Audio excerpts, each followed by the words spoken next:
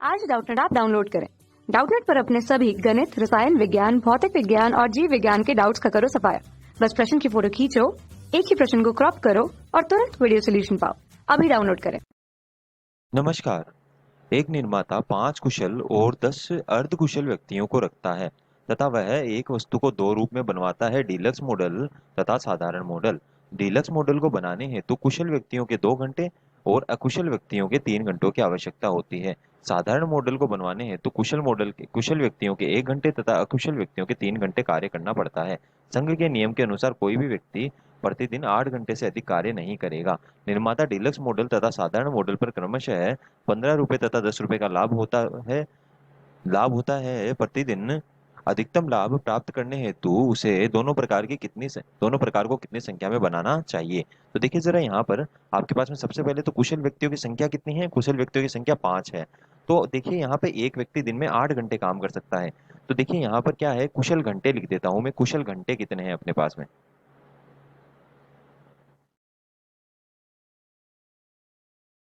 कुशल घंटे देखिए, एक व्यक्ति दिन में 8 घंटे काम कर सकता है और व्यक्ति कितने हैं, 5। तो एक कुशल घंटे कितने आ गए, 40 आ गए।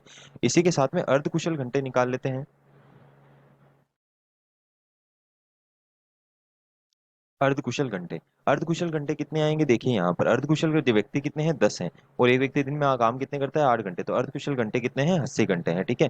अब हम लोग यहाँ पे देखिए टेबल बनाते हैं। तो देखिए डीलक्स मॉडल के लिए डी बना देता हूँ, साधारण मॉडल के लिए मैं एन बना देता हूँ, एन माने नॉर्मल। ठीक है।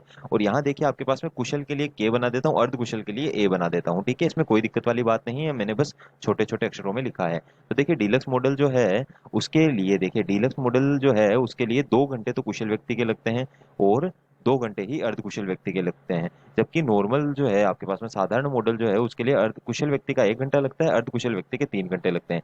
देखिए कुशल व्यक्ति के जो घंटे हैं हमारे पास में वो 40 से ज्यादा नहीं हो सकते और अर्धकुशल व्यक्ति के जो घंटे हैं हमारे पास में वो 80 से ज्यादा नहीं हो सकते।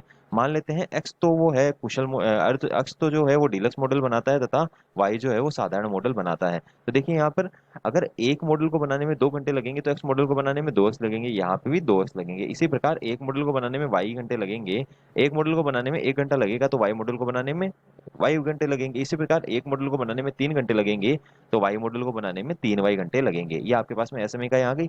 अब देखिए इनका सूत्रीकरण करते हैं। सबसे पहले तो देखिए, सबसे पहले तो हमारे पास में क्या है कि जो हमारे पास में उत्पादन है वो हमेशा धनात्मक या फिर जीरो होता है, कभी भी ऋणात्मक उत्पादन संभव नहीं होता है। फिर इसी के साथ में देखिए आपके पास में के लिए देख लेते हैं हम लोग शर्त कुशल घंटों के लिए। तो कुशल घंटे टोटल कितने हैं आपके पास में, आपने कितने काम में लिए, देखिए 2x+y काम में लिए और ये जो संख्या है ये 40 से ज्यादा नहीं हो सकती। अब देखिए आप लोग अर्धकुशल घंटों के बारे में बात कर लेते हैं। तो कुल हमने घंटे कितने काम में लिए, 2x+3y, और ये जो संख्या है ये 80 से ज्यादा नहीं हो सकती। ठीक है। अब इसके बाद में देखिए आगे क्या, इसके बाद में आगे है लाभ के बारे में बात कर लेते हैं। तो लाभ के लिए प्रॉफिट होता है पी लिख देता हूं मैं यहाँ पे। इस पे कितने का लाभ हो रहा है, 15 का। इस पे कितने का लाभ हो रहा है, 10 का। तो एक्स पे कितने का लाभ होगा, 15x, और वाई पे कितने का लाभ होगा, 15y का। तो यहाँ पे आपका जो उद्देश्य फलन है वो कितना बन जाएगा, 15x+10y का आपका उद्देश्य फलन बन जाएगा। इसमें कोई दिक्कत वाली बात नहीं है। ठीक है, ये बात आप लोगों को समझ में आई यहाँ पर। अब इसके बाद में देखिए आगे हम लोगों को क्या करना है। देखिए अब हम लोग यहाँ पे इसका जो है हल करेंगे। तो देखिए सबसे पहले जो एसएमई का है आपको x, y, इसका क्या करना है, आपको अधिकतम करना है। क्योंकि ये हमारा लाभ है तो लाभ तो हमें हमेशा अधिकतम चाहिए होता है, greater than equal to zero. इसका मतलब धनात्मक है, धनात्मक है, इसका मतलब कौन सा चतुर्थांश हुआ, प्रथम चतुर्थांश हो गया ये। तो ये आ गया प्रथम चतुर्थांश। अब देखिए इसके बाद में क्या, इसके बाद में आपके पास में देखिए यहाँ पर दूसरे चतुर्थांश के बारे में बात करते हैं हम लोग। देखिए दूसरा चतुर्थांश क्या है, 2x+y less than equal to 40। यहाँ देखिए यहाँ पर क्या होगा, यहाँ पर होगा आपके पास में 2x+y बराबर 40। यहाँ देखिए यहाँ पर x है, यहाँ पर y है। अगर आप x का मान 0 रखेंगे तो y का मान कितना आएगा, 40 आएगा। तो ये बिंदु बनेगा 0,40। इसी के साथ में अगर आप y का मान 0 रखेंगे तो x का मान 20 आएगा, ये बिंदु बनेगा 20,0। ठीक है, ये दो बिंदु आ गए आपके पास में यहाँ पर। अब देखिए यहाँ पर अगर आप 0,0 रखेंगे तो ये जो है ये समीकरण, ये 0 लेस देन इक्वल टू 40 आ जाएगा। इसका मतलब संतुष्ट हो रहा है, इसका मतलब ये मूल बिंदु की तरफ है। तो मूल बिंदु की ओर, मूल बिंदु ओ से प्रदर्शित किया जाता है तो मूल बिंदु की तरफ लिख देते हैं हम लोग यहाँ पर। इसमें कोई दिक्कत वाली बात नहीं है। अब देखिए इसके बाद में क्या, इसके बाद में देखिए हम लोग तीसरा समीकरण बना देते हैं। तीसरा समीकरण क्या है हमारे पास में, तीसरा समीकरण है हमारे पास में 2x+3y less than equal to 80। तो यहाँ देखिए यहाँ पर क्या होगा, यहाँ पर हम लोग लिख देते हैं 2x+3y बराबर 80। ये देखिए यहाँ पर x और y आ गया। यहाँ देखिए x का मान आप लोग 0 डाल दीजिए तो ये मान आ जाएगा आपके पास में 80/3।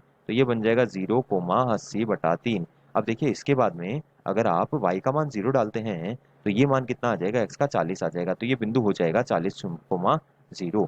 ये आ गया आपके पास में यहाँ पर। अब देखिए यहाँ पर हम लोग इसका ग्राफ बनाते हैं। अच्छा, ग्राफ बनाने से पहले यहाँ पे मूल बिंदु को संतुष्ट करवा के देख लीजिए ताकि इसका क्षेत्र भी पता चल जाए। देखिए 0 0 रखेंगे तो ये इसमें संतुष्ट हो रहा है, इसका मतलब मूल बिंदु इसके क्षेत्र में होगा, यानी इसका क्षेत्र मूल बिंदु की तरफ होगा। इसमें कोई दिक्कत वाली बात नहीं है। अब देखिए यहाँ पर हम लोग ये ग्राफ बनाते हैं इसका। तो सबसे पहले इस समीकरण से तो हम लोगों को पता चला कि ये मूल बिंदु की तरफ है। तो इस ये जो है ये प्रथम चतुर्थांश में, तो हम लोग जो बनाएंगे वो केवल प्रथम चतुर्थांश ही बनाएंगे, इसके अलावा कुछ नहीं बनाएंगे। फिर इसके बाद में देखिए हमारे पास में दूसरी जो है ये असमीका, इससे हम लोगों को पता चल रहा है कि ये जो है वाई एक्स को 40 पे काटेगा तथा एक्स एक्स को 20 पे काटेगा। तो देखिए यहाँ पर ये क्या मान निकल के आएगा, वाई एक्स को 40 पे काट रहा है तथा एक्स एक्स को 20 पे काट रहा है, तो इस प्रकार से ये चित्र बनेगा। ये आ गया आपके पास में यहाँ पर 20,0 और ये आ गया आपके पास में यहाँ पर 0,40 और ये मूल बिंदु की तरफ है, यानी यहाँ से भी यहाँ की तरफ और यहाँ से भी यहाँ की तरफ। ये आ गया आपके पास में यहाँ पर। अब इसके बाद में देखिए आगे क्या, इसके बाद में देखिए यहाँ पर 80/3 है वाई एक्स के ऊपर और एक्स एक्स के ऊपर कितना है 40 है। तो ये मान जो है ये मान आ गया 80/3 और ये आ गया आपके पास में यहाँ पर 40। तो ये बनेगा आपके पास कुछ इस तरह से। तो ये जो बिंदु है ये बिंदु हो गया आपका 0,80/3 और ये मान कितना हो गया आपका, ये मान हो गया आपका 40,0। ठीक है, ये मान आ गया आपके पास में यहाँ पर। अब देखिए इसके बाद में क्या, ये भी है जो ये है मूल बिंदु की तरफ आएगा। ठीक है, इसके बाद में आगे देखते हैं हम लोग।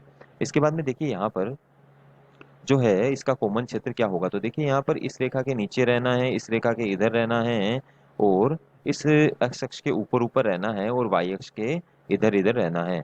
तो देखिए आपका जो क्षेत्र है वो ये वाला क्षेत्र निकल के आएगा, इसमें कोई दिक्कत वाली बात हमारे पास में नहीं है। अब देखिए इसके बाद हमें क्या करना है, यहाँ पर हम लोग इस बिंदु का निर्देशांक ज्ञात करेंगे। इस बिंदु का निर्देशांक ज्ञात करने के लिए सबसे पहले हमें दोनों की समीकरणें पता होनी चाहिए। तो देखिए इस वाली रेखा का जो समीकरण है वो है 2x + y = 40 और इस वाली रेखा का जो समीकरण है वो है हमारे पास 2x + 3y = 80। तो ये बिंदु निकालने के लिए देखिए 2x + 3y = 80 में से 2x + y = 40 को घटा दीजिए। तो ये माइनस माइनस और ये माइनस, तो यहाँ देखिए 2x 2x तो कट गया, यहाँ पे कितना आ गया आपके पास में 2y बराबर कितना आ गया 40।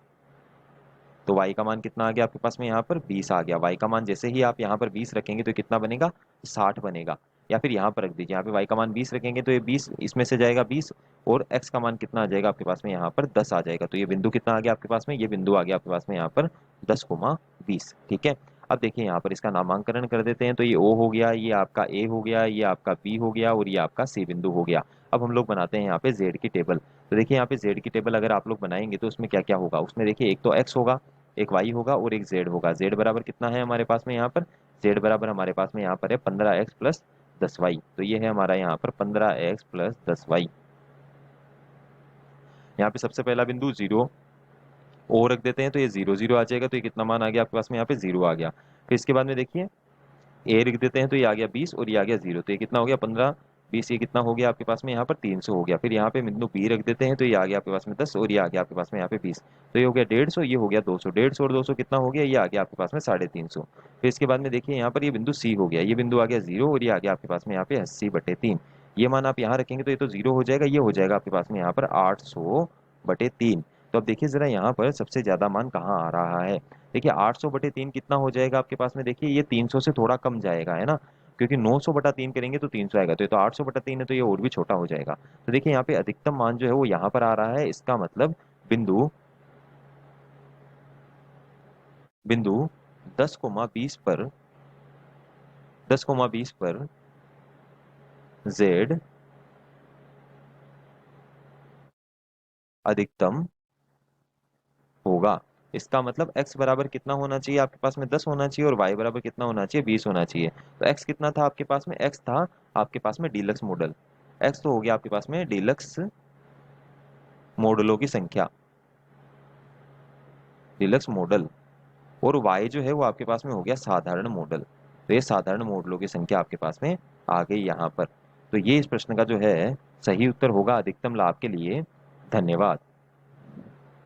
कक्षा 6वीं से 12वीं से लेकर नीट, IIT, JEE वो एडवांस के लेवल तक 1 करोड़ से ज्यादा छात्रों का भरोसा। आज ही डाउनलोड करें डाउटनेट ऐप या व्हाट्सएप करें अपने सारे डाउट्स 8400 400 400 पर।